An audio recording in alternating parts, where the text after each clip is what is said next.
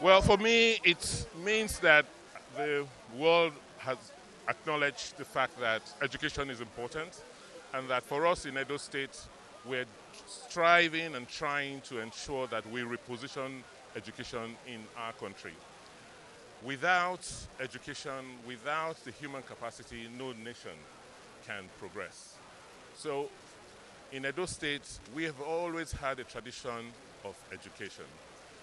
But we found out that even though we have the lowest out of school population in Nigeria, the quality of education which our children were receiving was quite poor.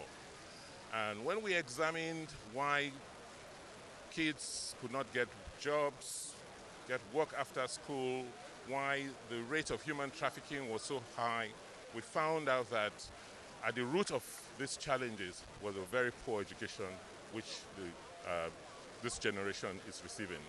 And so for us as a government, we now decided to dedicate ourselves not to just building classes, but to ensuring that we go to the bottom, the foundations of education.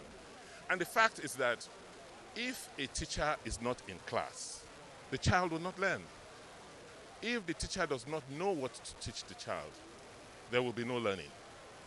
And you've got to think about education strategically to realize that what is most important, as in anything in life, is the foundation. So if you do not make the right investments, make the right commitments to the foundations of education, that is basic education, then people will not learn or children will not learn. Because if you could not you learn to add your sums, to do your to pronounce your alphabets and your words, then you cannot write and you cannot think logically. So what we have done in Edo in the last 1.5 years is to first prioritize basic education and technical education. Basic education from a perspective of encouraging teachers, making sure that we're able to deploy technology to determine and tell when a teacher is in class. So I can tell from my office today when a teacher is in class. If a teacher is not in class, that means the teacher has not synced and signed into the database, into the platform. We will know. And once the teacher has signed in, the lesson notes, what the teacher is supposed to teach that child for that day, has already been preloaded into the teacher's tablet.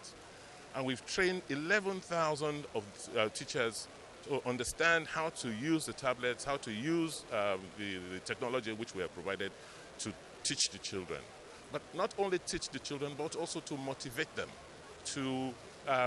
We've abolished corporal punishments from our schools, and the teachers now have been taught of other means, other methods to motivate and encourage children. So what are the outcomes? We now find out that the children are learning. A child in Edo State today, after one term of being in our Edo Best program, has learned more than 3 terms of work as in the old system.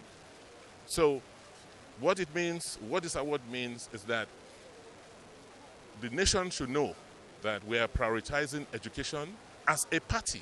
That is one of the cardinal points of the APC administration, education. Every time I've had private audience with the president, he's always emphasized education.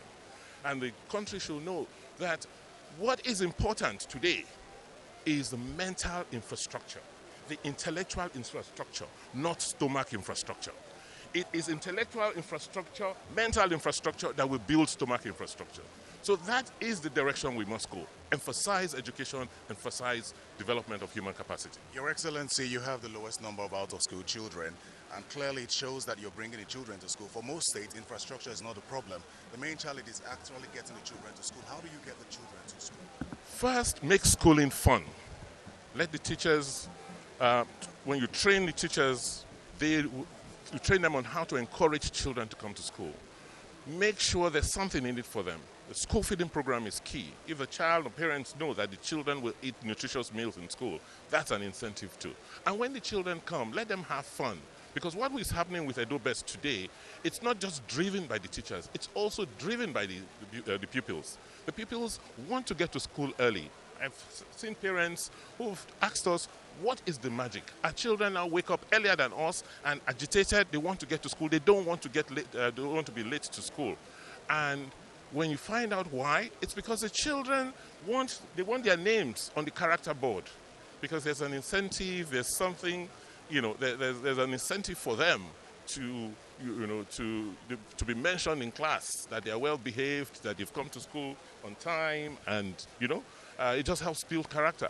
So the way you teach, the elements that in the whole system which we have introduced, just encourages learning, encourages participation of both teachers and pupils and parents.